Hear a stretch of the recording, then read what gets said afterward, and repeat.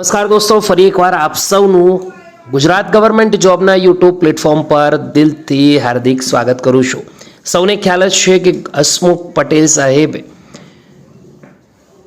GPSC એટલે કે ગુજરાત જાહેર સેવાનું પદ સંભાળતા જ અન્ય પદો પરથી તેમણે રાજીનામું આપ્યું છે, જેમાં પોલીસ ભરતી બોર્ડ, પંચાયત બોર્ડ આવી ગયું. તો દોસ્તો, હવે દરેકને એક જ ક્વેશ્ચન છે કે કોણ નવા અધ્યક્ષ બનશે.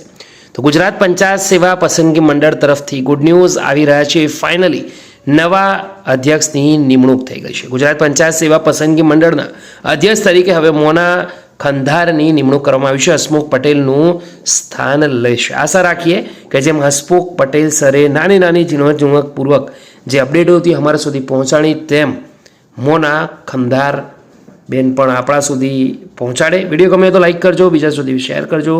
ફરી મળીશું, ત્યાં સુધી ગુડ બાય, ટેક કેર.